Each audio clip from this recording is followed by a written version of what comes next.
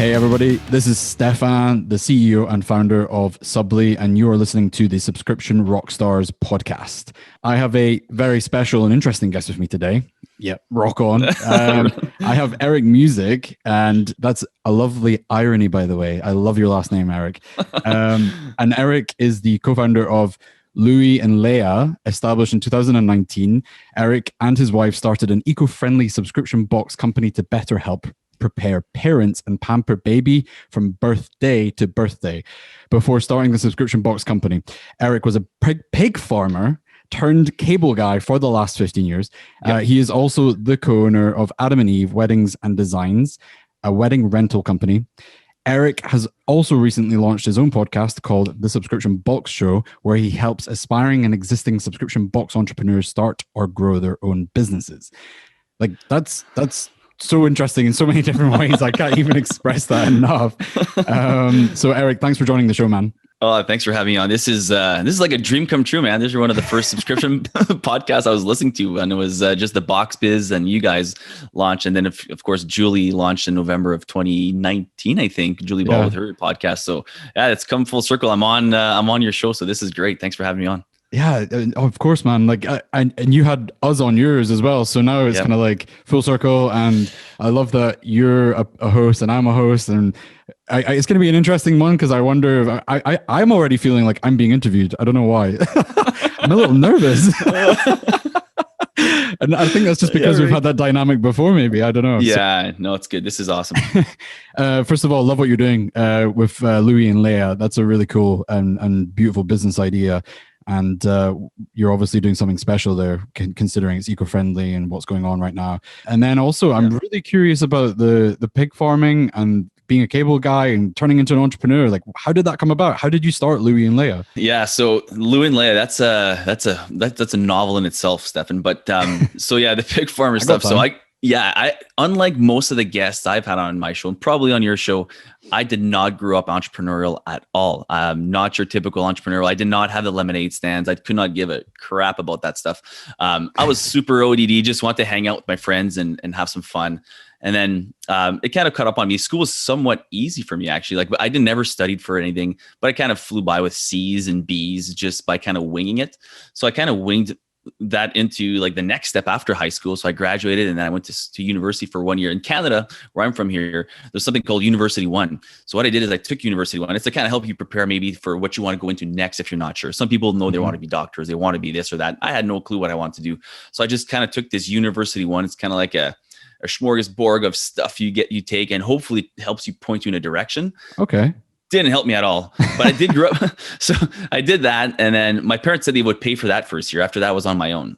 So I didn't want to pay for something I wasn't sure what I wanted to do anyways. Mm-hmm. So I went to do something I knew how to do, which is farm. I grew up a farm kid in a small little town from about 150 people. I went back and pig farmed, and I did that for 3 years, believe it or not. And during that time, what happened is I fell into some friends of mine introduced me to an MLM, and I got into that. And it actually didn't end up making me any money or nothing like that. Nothing like there's no success story there. But what it did introduce me to, what I did like about it is the business mindset. And it kind of opened up a whole new world, because all I wanted to do up until that point was just make enough money so I could go party in the weekends, hang out with my friends. And then eventually I'd, settle down and somewhere in rural Canada, have a house and a family, that sort of thing. But it introduced me to a different mindset. Like there is another world out there of entrepreneurship and these, the magic of thinking big, these kind of books, right? That totally opened up a whole new world. So what I did is I got into the books and the self-development a little bit more, but then it kind of faded off a little bit. I got offered a job through another friend through a cable industry. So that was an upgrade. So I did that for the next 15 years and actually kind of climbed somewhat of a corporate ladder, if you will. There's not much going up unless you want to get into management, but I didn't want to do management. I've always worked with my hands and stuff. So I became a pretty good cable guy. And what happens when you, in my industry, in my company, you could work piecework. So the more you worked, the more ambitious you were in selling, the more you could make. So I was making for the last 10 years, 6 figures, which is pretty decent for like where I live, making 6 figures for the last 10 years. And everything was going good until 2018. The company offered us, make this a really long story short, the company offered us a buyout. So we were about 14,000 people in the company. They offered half the company, 6,500 employees, a voluntary buyout. So we could take the buyout or we didn't have to. I ended up taking it because I knew at that point I was sick of doing this. I wanted to turn the page, do something else. get back into that self-development and entrepreneurial mindset and do something ultimately for myself. One of my biggest things, Stefan, is that I'd never wanted to be that 85, 90-year-old guy that's lying in bed and thinking, oh, why didn't I just try something else? Why did I just stay comfortable and live that life of comfort? And I'm as much as I'm a kind of a winged guy, and up until that point, for sure, I was also a big dreamer though. And I know I want to do something for myself. I want to wake up and be excited about doing something for me and my wife and my family. And this gave me the opportunity. So I took the buyout, and then it was prorated 18 months. So it gave me 18 months to prepare the next stage. Nice. So we had just had our 4th baby. We were looking for a subscription box and there was not really anything we liked out there that was eco-friendly. I couldn't believe it. There was either kind of cheap and sample-y stuff, or they had decent stuff, but it wasn't stuff we really liked. It wasn't really curated for eco-friendly and giving back to the that space, I think. So we decided, hey, we loved watching Dragon's Den. I know you guys have that in the UK. For the American listeners, it's the Shark Tank, right? And I just decided, hey, like there was this Meow Box was on there, Olivia Canlis, which, talking about full circle, she's actually been on the podcast now. Oh, nice. Yeah. That's awesome. So she was on there. She kind of inspired my whole subscription journey with Meowbox. I was like, subscription, man, that's interesting. So we decided right then and there, we want to start a subscription box for mom and babies on the eco side of things to help better prepare them. So that's a long kind of story how we got into subscription, into Louis and Lea. I love it. I mean, it paints a really good picture and gives the audience a good context as to where you're coming from as well. Because I feel like there's a lot of people who think, oh, I wasn't a born entrepreneur. And I don't think that you necessarily need to be a born entrepreneur. I mean, there are people out there who have had a specific upbringing that's led to them having that awakening, whatever you want to call it, realization that that's what they want to do and that's their calling at an earlier age. But I don't think that it's necessarily the only way of it, it happening or taking place. So I love it that you're sharing that, because I hope it gives encouragement to the listeners that it doesn't matter where you are in your journey. Everybody's journey is different. Oh man, it's so true. And I'm that total scrappy entrepreneur. Like I have no college background. I'm totally as blue collar as you get. I love it. And it's, man, I'm just that scrappy guy that's going to learn it on himself. And I'm going to do whatever it takes. And that, I think anyone, as long as you have that persistence and that mindset, and you're willing to learn and you're willing to try and willing to fail, I think you've got a shot for sure. Yeah, I 100% agree. I think it comes down to 2 things: the willingness to fail, as you said, like the tenacity, the ability to dust yourself off and get back up and keep going, and the desire to learn. Okay, so just to give a bit more context on Louis and Lea, is there any vanity metrics or anything that you could possibly share just to kind of give us a bit of context as to where you are on that journey with that business? Yeah, so talk about scrappy. We're still scrapping out with that. That's a very, we thought we were going into an industry that was super... It's a young business. It's a young business. So we launched on December 10th of 2019. So it hasn't been a year yet. So the business is pretty young for sure. But we thought it was going to be we're going to just launch and then it was just going to be boom. It was going to be fireworks, and it was not that. It was like crickets, man. It was brutal. And then so I'm like, okay, let's get back to the drawing board. So yeah, the biggest challenges for sure is let's talk about the vanity first. So the vanity metrics, so far we've been super excited. We had to talk to probably hundreds. Some people say we've contacted 500 companies, and I don't know what the number is, but it's definitely hundreds of companies we've had to contact. And luckily, some of us gave us a chance.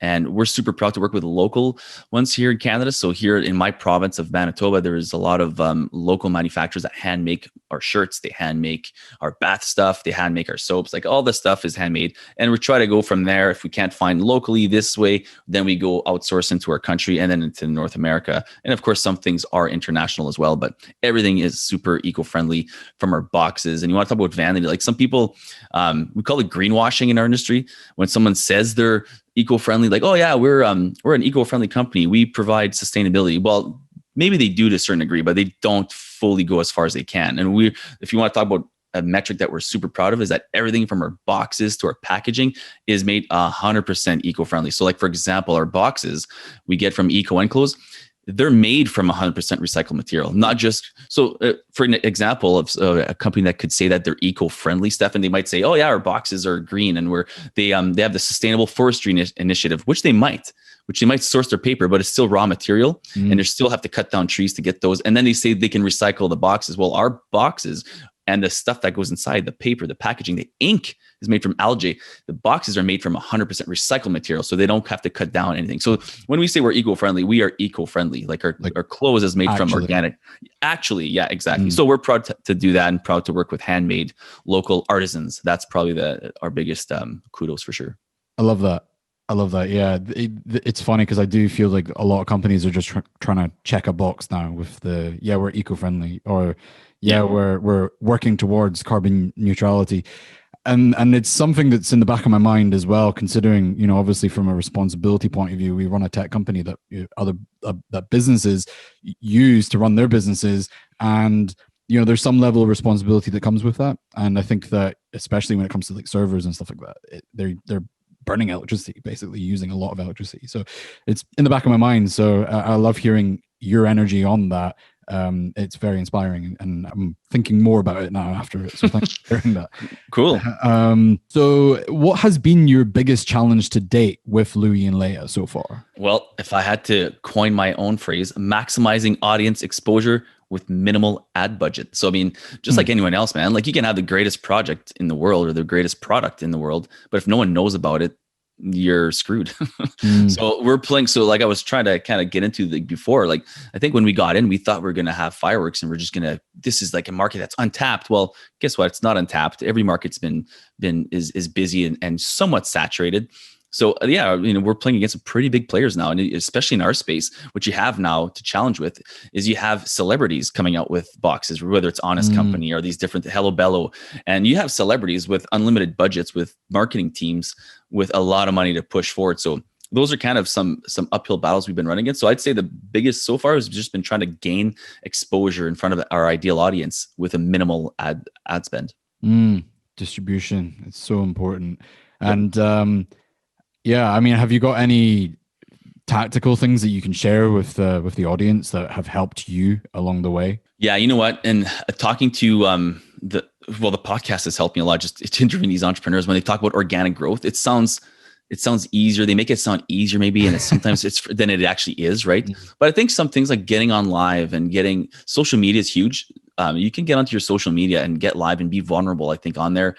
And those are big things. Like we just launched a Facebook group and it took us way longer than we should have, but we wanted to kind of get it set right.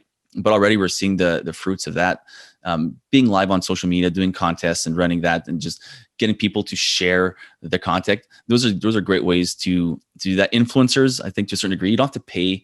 Like I did a whole show on like nano, micro, macro, all these different sizes of influencers. And if you tackle like the nano and micro, usually they're happy to do it with just an exchange of product. So you give them a box and then they're going to put together a little contest with you. I think those are ways you can get in front of a large, more people anyways than you would. But obviously you got to test Facebook ads and just keep getting creative with that and finding what the trends are. So I mean, for us, user generated content is huge right now for Facebook. We're finding more results there. Maybe not as we're recording this, it's October 5th. And because I'm in Canada anyways, the Americans, and they have an election coming up. And so I think Facebook ads have been hurting for the past probably month or so because of that. And until the election's over, most businesses, small businesses out here are going to get hit the most hardest with the Facebook ads, just because that campaign's taking up everything, right? And the big players, not to mention Black Friday coming up and Christmas season, the big players are starting to put a lot more money towards their ad spend. But either way, you just got to get scrappy and creative. And I think a good way to do it is social media and a lot of lives. Take advantage of the live stuff. And I think people want to see not a polished live, just do an unedited live version and just get on there and do some random draws and contests and shareable content. I love that. Yeah, like the user generated content and the lives are two very actionable things as well that anybody can do today. Do you find that you've got the advantage in that you can share your story and be a bit more vulnerable, as you said, and open and transparent? And do you find that is your way to counteract that? Yeah, you got a great point there, because I think sometimes if you look at a celebrity box, like, oh yeah, they're actors and they've got this great product and it's cute, and some people will fall for that, and maybe they're sincere about what they're putting through, but who knows who's putting that product together, right? They might just be the face of the product. Whereas I think people sell themselves short. Too often they're like, they don't think their story is worth something. For example, us, we never thought of putting ourselves out there as parents of 4. And I was listening to my own podcast and I was like, why don't I do that more? Like, Christine, let's put ourselves out there. We're parents of 4 young boys. Like, we've gone through this. And I think people, maybe that might be more relatable to a lot of people. So I'd say to your audience is exactly that. Don't sell yourself short. People want to hear your story and your journey, and just be vulnerable with that. Put that out there. You're going to attract your tribe, right? That's going to attract not everyone, but it's going to attract a certain amount of people that are going to like that story and use that credibility to your advantage for sure.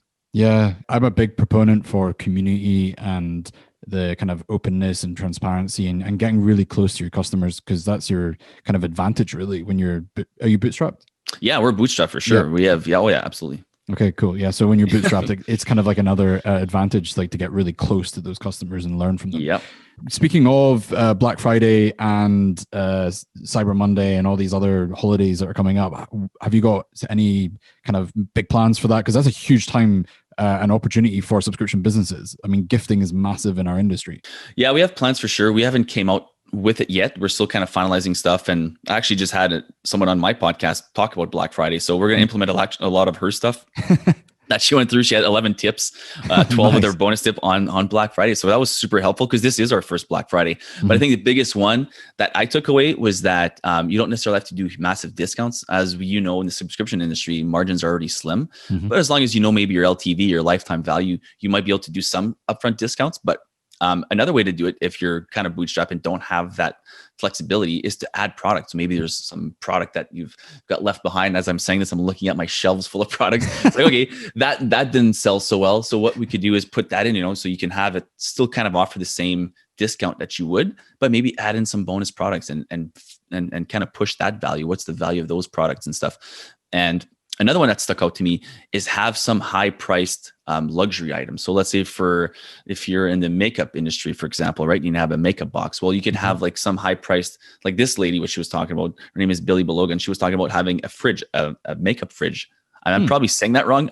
I didn't even know there was such a thing, but it was an upsell that people will get because on Black Friday they're typically looking to get something they wanted for a while, but they're waiting for Black Friday to purchase it because they know there's gonna be a discount. So she bought a bunch of these makeup fridges, and she, her box sells for whatever it is, $49, and she had this $150 unit, right, at a discounted price for whatever it was, 120 or whatever. And then she said it sold like crazy. So look at your niche. What's a high priced product that you could sell at a discounted price and upsell that as well, make some money on those. So we're looking at different things like that for sure. That's awesome. Those are 2 really great actionable tips. So I appreciate you sharing those, because I know that those are on the podcast that you just recorded. So yeah, yours will definitely be coming out before this one does, though. We're a little slower editing than you. You've been pumping those episodes out, man. We'll get into that. I'm very impressed.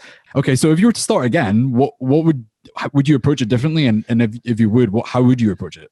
The first thing I would do, I'd say, is we worried way too much about stuff that we shouldn't have worried about in the beginning. We were obsessed with the logo and the URLs, and that's all important stuff. And what else? The tax implications, the box size, and where we're going to have pictures on the box. And I'm looking at our boxes here, like we want to make sure there's pictures on the sides, on the back, inside, outside, everything, right? I mean, it looks great, to be fair. Yeah, and it does look great, but who cares in the beginning? Like, we should have worried more about the pre-launch and really focused on having a solid pre-launch and building the email list first. And then as the idea was becoming viable from a market standpoint, then start to worry about, having a problem to fix later on when you need to. So I think in the beginning, I'd say worry less about the stuff that doesn't really matter in the beginning. It really doesn't. Who cares about the provincial tax? Like, Shopify will figure that out. Subbly's, Checkout will figure that out. These things will figure it out. Like, just worry about your idea and making sure how much value and what's your unique selling proposition. What are you bringing different? There's a ton of boxes out there. What are you going to bring to the table that's really going to be different and unique and add value to your potential customer? Yeah, I love that. That's a really great answer. Was there a specific moment so far with your journey with Louis and Lea?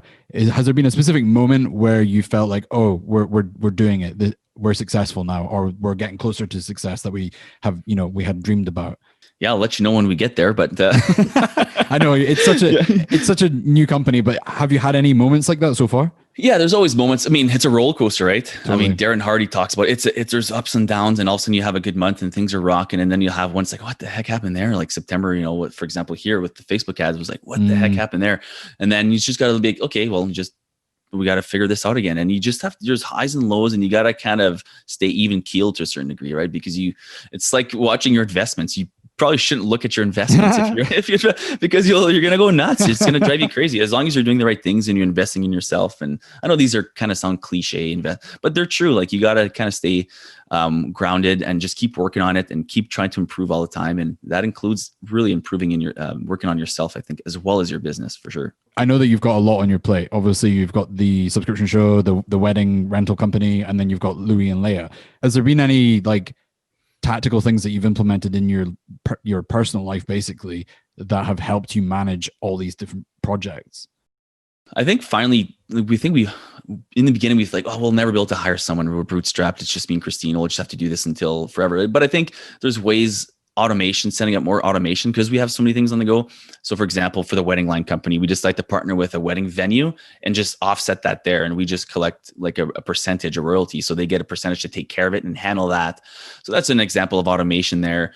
In my podcast, hiring a VA in the Philippines. And that was the greatest thing I could have done. I mean, my goodness, like it was trying to do it all yourself. It's just too much. And I think you think about the cost. Well, even like these things are affordable things you can do. Finding apps or tools you can really automate is probably the most tactical thing we've done. And we're always looking for more. So if people know some good automation tools for any kind of thing, we're always looking for that because that's one huge thing. The more I can automate, especially when it comes to social media. So actually we just hired a social media manager for Louis and Lea. Nice. That was talking about wins from your last question. That was a huge win because now she can do some of that research. She can do some of the posts and look after the Facebook group and kind of monitor these things. We told her what our budget was. We can hire for. We can hire you for an hour a day basically to work on these things. You can kind of plan these things in, and there's more than enough people on Upwork or on whatever that are willing to do these piecework kind of things. You don't have to think about benefits and full time work. This is just part time. She can manage probably another 10 groups if she needed, right? But finding clever ways to automate or help yourself out is huge. Like looking for high leverage, opportunities and decisions that you can make with the minimum impact on the resources that are available. That's really important. Okay. And then speaking of that, when do you think is the right time to hire someone? I used to think when you had that extra money or that extra income or you hit a certain level. I think it's earlier than you think. I think it could be if you're doing something that you don't have time to do or that you don't like doing and your strengths could be put elsewhere.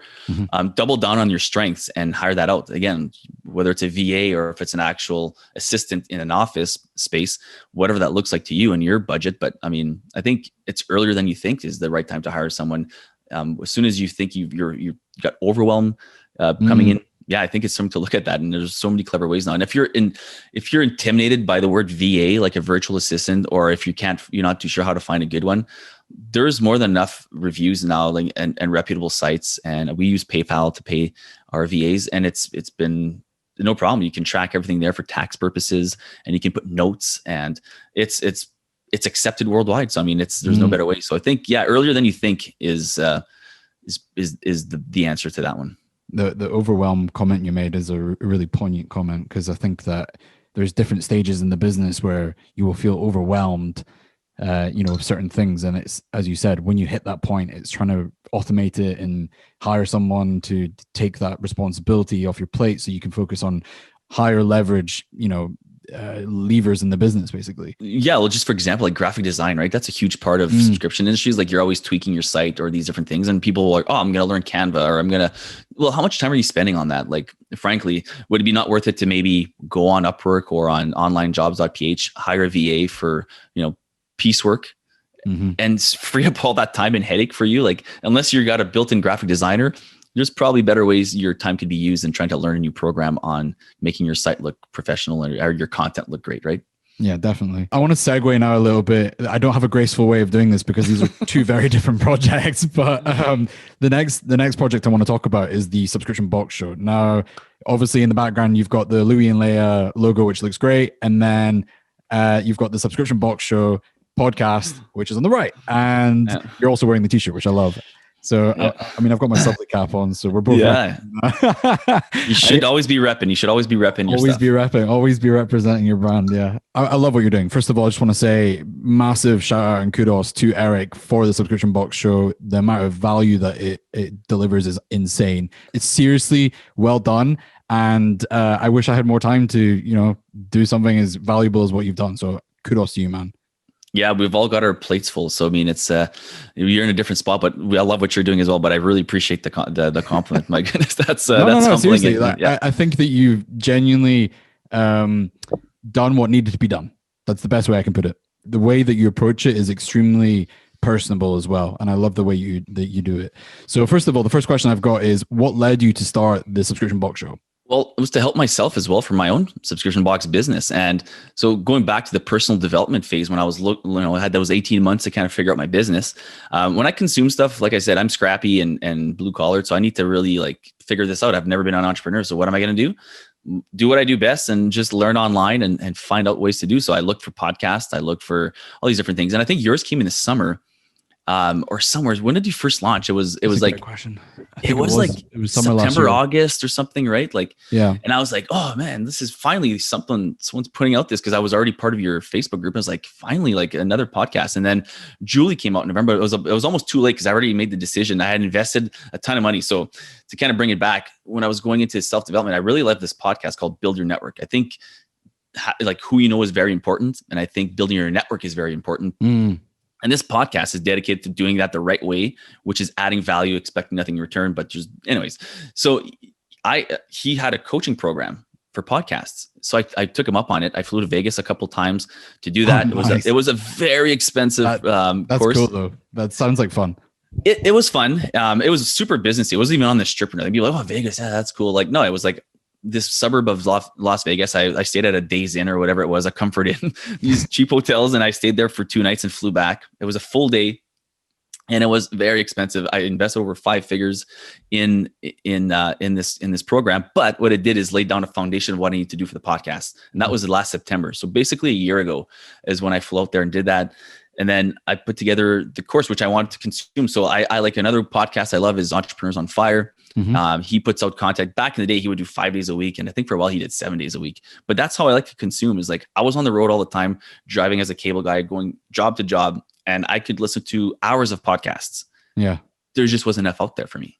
Yeah. Specifically when you're talking about subscription boxes. Yeah, totally. It was different things. There was entrepreneurship, but I wanted something specific. I'm like, hey, if I'm looking for something like that, there's got to be more out there. So I'm like, I'm going to do that podcast. And that's how the idea came to be. And I said, I'm not going to be the pro because I'm going to be building my business at the same time, but I can be a conduit and interview the pros and have them tell the audience how to build it, not me. So it was another pressure lifted off my shoulder. I don't need to be the pro or the expert.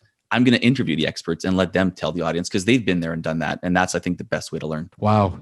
Two great things there for the audience. Scratch your own itch. If you can come up with a project that's scratching your own itch, you're onto something great. The second thing is you being able to recognize that you didn't need to put that pressure on yourself from having to be that expert is actually unlocked a whole world of possibilities. Yeah. And if just I could add to that, I would just say, I think too many times people, the old 90s style of being a pro or being a networking guy was fake it till you make it. And I think that's done, man. You can't fake it. That's people want vulnerability now. You're not fooling anyone. And I think if you're trying to do that, you're out to lunch and you need to you wake up in 2020, man. You got to be vulnerable and people want to see the real you, the struggle, the battle. And I think it's cool. People can hop onto that way more than seeing someone fly out pretending he's something you're not. And you see that all the time with, quote unquote influencers and yeah. So I think just be you and be real and people will your tribes, not everyone, of course, but your tribe will find and follow you. Love that. Yeah, it's a great answer. The next question is, what's the most common piece of advice that has come up on your podcast? Now, how many episodes have you done now? Today we launched episode 79 today as we're recording this. Yeah. That's my mind blown. Yeah. So what is the most common piece of advice that's come up on the podcast episodes that you've recorded so far? Oh man, there's so many things that kind of keep coming up. Can I give you 3? Floor is yours, man. Okay. So number 3, don't quit.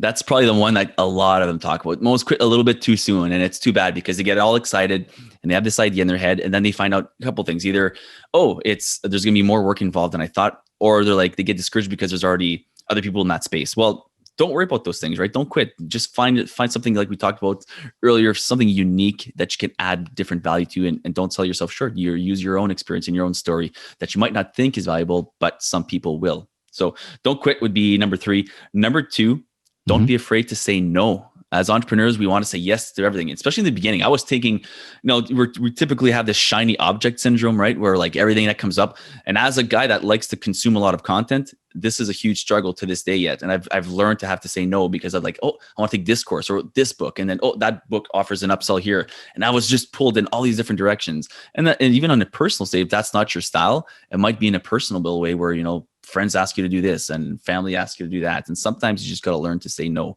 and free up a little more time. And Warren Buffett says it best. I don't know what his quote is exactly, but he talks about that all the time, how most successful top entrepreneurs learn to say no more than anyone else. And number 1 would be the number 1 thing that most people the common theme is be resourceful. And I think if I had to, do you want me to elaborate on that? Because yeah, I think for the audience, I mean, it's one of our operating principles at Subbly, but I want to hear it from another entrepreneur. I would say don't rely on anyone to do it for you. I think too often we go into these Facebook groups or we go into these different things, and it might be a mastermind and we kind of expect someone's going to find, maybe it's a Facebook ads expert, or maybe it's a social media manager that, hiring the social media, that's going to finally fix my problems, or throwing more money at it. In the end, no one cares about your business as much as you do. So you got to be resourceful and you got to figure out, it's not going to be smooth. Business is hard. Business is just hard, man. And I'm learning that the hard way.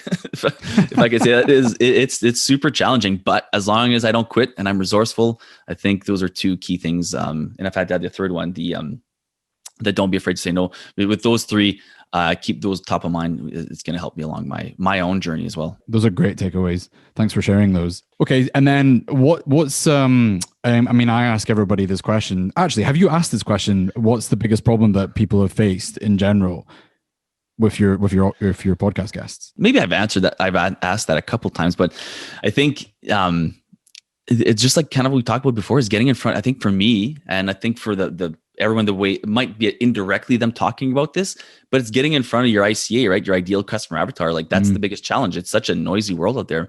And if anything, there's a lot of hope with what happened with COVID, with the online, because everyone's shopping online, but it's also increased the amount of busyness there now. I've heard as much as you used to have the 7 touch points before someone converts or shops with you, right? It's as high as 12 to 14 now, apparently, since COVID, because everyone's online, everyone's selling online. So it's even more challenging for small businesses to get noticed. So I think to answer your question, the most common problem is probably getting in that content, that product, that great idea you have. Even you've done all the other things, you've got the value, you've got the USP, everything, but you can't get in front of them. That's a big problem. I have to agree with you. I think that probably is the thing that comes up most. And even if it's not specifically the answer to that question, I think that is the most common challenge, obviously, and it's all about the distribution, as we mentioned earlier. I have to ask, what is your favorite episode today on the Subscription Box Show podcast? Yours, of course. Should have known you were going to say that. No, but yeah, honestly, that's hard to answer. And I don't want to bail on the question because it's hard to pick one. There's been so many good ones. But one that maybe sticks out a lot that surprised me was episode 32. His name is Andrew Hazen. He's the founder of New York Bagel. Hold on here. The original Bagel Club, or New York City's original Bagel Club, Bagel of the Month Club. He's got New York and Bagel of the Month. There's kind of 2 businesses together there that combine. So, which is actually a unique story in itself. So he wanted to do a subscription box. He didn't really have the resources to pull together all his own idea, but he saw a business that was working locally. So in New York City, they have New York Bagel of the Month, New York Bagel Boss or Bagel. Anyways, the point is, it's a very successful company within New York. Everyone knows about this bagel. It's the best bagel spot in New York. But he's like, how do I show that to the world? Because there's a lot of expat New Yorkers that are living maybe in California or living elsewhere that love New York. And every time they come back to New York, they want these New York bagels. So bagels are a big deal there. And so he went to approach them, and he talked about a subscription model and introduced his subscription model to New York. Now they partner together. They make the bagels and he ships them out as a subscription model. That is dope. That is crazy, right? So, and I've since then thought about some things in my own area. I'm like, as an entrepreneur, again, you got to watch out for that shiny object syndrome. But I was like, oh my goodness, this business here is like killing it. This should be a subscription model. They don't have that yet. I'm going to approach them, right? So then you start thinking, but it was a great story. And he was just hilarious. He's a domain buyer. He was talking about stories about his domain buying. Okay. Like he's like, and he's like, oh, and I own that domain too. And it was just a funny story. And he just shocked and surprised me in so many different ways. It was just a phenomenal interview to spend time. So if you have a chance, go listen to that one. He's going to surprise you with a lot of great gold. He's just a typical kick-ass serial entrepreneur that's just doing amazing things in New York. So I love that. That's a great story. So yeah, make sure you take a listen of that episode, guys. Okay, so the next questions I've got for you, Eric, are a little bit more personal. I think we've already touched upon this one actually, but how do you juggle those 3 projects? I mean, have you got a specific routine that you follow? Are there any things other than not necessarily outsourcing, but automating things and hiring VAs? Is there anything that you do in your day-to-day, like routine-wise, that help you manage these 3 different projects? Well, I'm going to say first, yes, you nailed it. It is routine. And 2, it's 4 projects. I've got 4 boys and we homeschool yet now. So of course we're crazy. So yeah, we've got 4 massive things. So like I said, yeah, automation, like offsetting the wedding thing was huge. But I think the number one thing is my routine. And if I fall, I know some people are super focused on the routines, and others that are successful don't have routines. And you might fall somewhere on either side or somewhere in the middle. I'm super routine. If I'm not routine, I fall out. I'm way too all over the place otherwise, and I fall distractions and I'm easily distracted. So I think having my routine is number one. So I put together a morning routine. I put together an evening routine. I have a lot of routines, and I even have like what I do on Mondays, even specifically what I do on Tuesdays and Wednesdays. So these things really help me kind of manage the time as best as I can, for sure. Because now with COVID, we're homeschooling our boys, and there's 3 of them in school, and one that's a 2-year-old. So yeah, it's not easy, but I think, going back to, it is a lot. Automation and having a routine, and we're still finding our groove with all this. Don't get me wrong. But we're finding it. The routine helps. Without the routine, we'd be a mess. Yeah. Preach it. Honestly, I find it very hard to, keep certain parts of my routine, but I find that when I persist with turning it into a habit, the yield is it's undeniably beneficial. Do you know what I mean? Like, there's no denying that a routine can really remove the cognitive overhead from the day to day. So you just show up, basically. Does that make sense? Yeah, if you just show up, you're always asking yourself, you're just twirling thumbs, or you're not as effective as you could be. That's for sure. Whatever you fall into traps, personal traps, whether it's might be TV or screen watching or whatever, you're going to fall into these different bad habits. So I think having a routine or something in place, a schedule, and my calendar is like, it's kind of like the quote unquote Bible. Like, I got to follow my calendar and strictly. And I've got, I'm super probably ADD. I've never been diagnosed with that and stuff, but I think I am. I've got these Post-it notes everywhere. As I'm looking around my office, I've got whiteboards with stuff written everywhere, and I have to, like, little notes all over my desk. And I don't. Otherwise, I'm all over the place. So routine and reminders help a lot, for sure. Yeah, definitely. But yeah, the system definitely helps, and having a system in place and a routine in place. And what I meant to say was that it means that you just need to show up, and then you're just doing, rather than wondering what am I going to do next, if that makes sense. So totally. For sure. That's huge. And okay, so your last name, Musick. Right, let's talk about that for a second. So as you know, the kind of theme and the background of the Subbly brand is rock and roll, right? And your last name is Musick, which I love because it's kind of somewhat synonymous with this idea of rock. Do you play any instruments? I play in a band, actually, as a matter of fact. Love it. Of course I do. Yeah. So I play drums. I play in a wedding. I would say it's a wedding band for sure. Like we do a lot of weddings here. Now COVID hit the band hard this summer.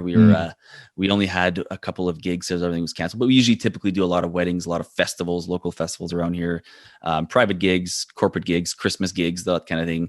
And we'll tour all around the southern part of our province here and do that usually throughout the year, which is a ton of fun. And I've recently been trying to learn bass, more of the stringed instruments. I bought a banjo about a year ago. Haven't really touched it yet because I bought a bass similar time, and I've been really digging the bass.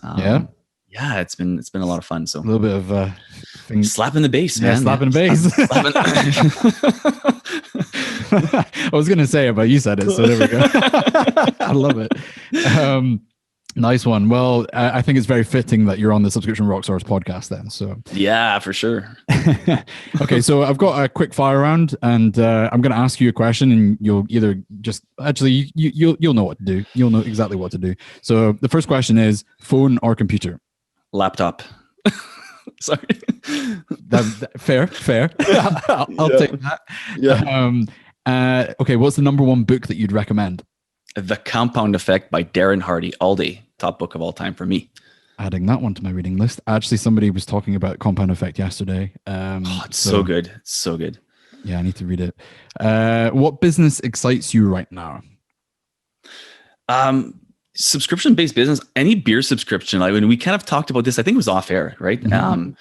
So when it comes to subscription boxes, I'm really into craft beer. It's a huge thing. Around here, it's huge in my province, and there's not too many. So I think it's kind of like an open door. But again, going back to, you got to find time and really manage those things and saying no. Non-subscription, I'm fascinated by sports teams. I'm a huge sports guy, specifically hockey franchises. I'd love to one day have the additional income to invest into some sports franchise of some sort. So that's kind of the two for me. Yeah. Nice.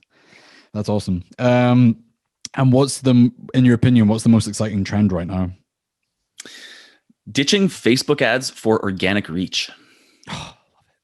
Yeah, that's probably what I'm seeing a lot of entrepreneurs are doing. And even a more trend thing, talking about trends, if I can elaborate just for a second, it was like, a lot of them are like, I've never once spent any ad spend ever. I was like, so you're getting a lot of these people that are figuring it out. So it's interesting. Do your research on organic reach, people.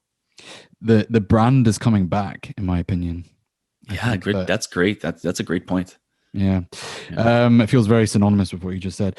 Okay, what's your number one life hack? I have an exceptional EQ. That's my favorite thing. And I know you've asked it differently on your podcast before. What's your superpower? My superpower is emotional intelligence. And I think I've just always had this thing where I can kind of tell, emotional intelligence. I love it. It's such a good superpower to have as well, if we're going to find the superpower. And why did you get into business? You kind of answered this with your story, but I want to hear like the real core reason. Like, what was it that made you go, that's why I want to get into business? Yeah. So like if I was going to answer it like on for like the business, it was to help prepare parents, because we felt super unprepared. Even on the fourth baby, Stefan, like we had our fourth baby, we were kind of like, doing what I do best, and I winged it to go to the hospital. I'm like, this is baby number 4. Don't worry about it. We got this.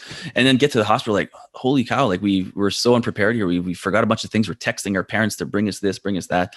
And everything was just like everything was happening too fast. And so we built this project to help prepare parents, and not just right at the birth, but even before that, leading to the birth, to the first year after now, which is our tagline, birthday to birthday. But the reason why I built the business, the real question you're asking, is because I wanted a life, like I said before, with no regrets. And it's you can say it's cliche, it's cheesy, but it's true. I think too many people go through life kind of on automatic, and they're doing something. They went to school to be an accountant. Now they're an accountant. They hate being an accountant, but they're going to do it because it pays the bills, and they're kind of too scared to do anything else. So I think for me, it was a life with no regrets. I could have been a cable guy and made 6 figures, whatever, which is not a lot, but it's enough for here to, trust me, to have a decent life in central Canada. You can have the cottage and the house and everything else. The cotty. The what? The cotty. Sorry. I love that you're laughing.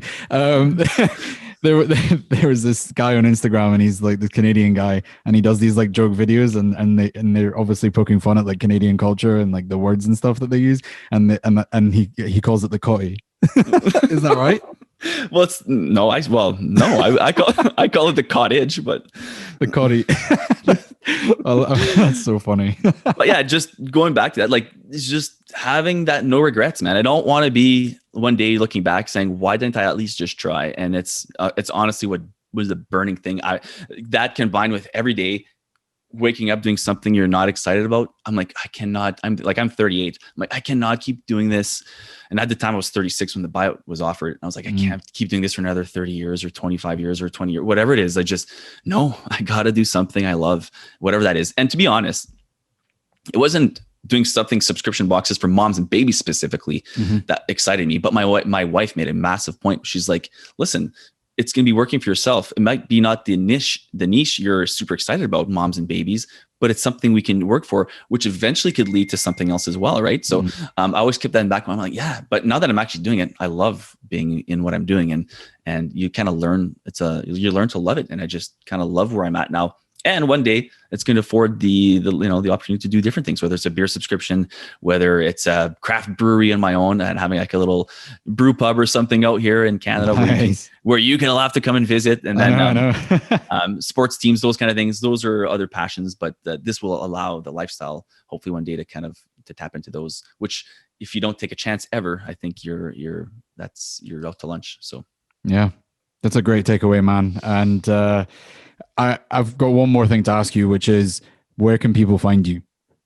Yeah, I appreciate that for sure. People can find, when it comes to Louis and Lea, it's just louisandlea.com, at official Louis and Lea on Instagram. And Louis is like King, think like Louis, King Louis. And then Lea is a French Canadian name, Lea. It's Lea, so louisandlea.com. Those are the best two places to find us there. For the Subscription Box Show podcast, just whatever your favorite podcast players, we're found on any one of them. Just search for the Subscription Box Show on iTunes or whatever you listen to. I like Spotify. The subscriptionboxshow.com is the website where you can find all the episodes and blogs and other things there as well. Nice. Check it out. Subscribe, guys. It's a really good podcast. Eric, I have to say, you are a rock star. Thanks for coming on the show today, man. I appreciate it a lot. And this has been special. This has been a lot of fun, and I really appreciate you always. But to be on your platform has been a real fun, a real honor for sure. So thanks for having me. No problem at all. And thanks very much for that, man.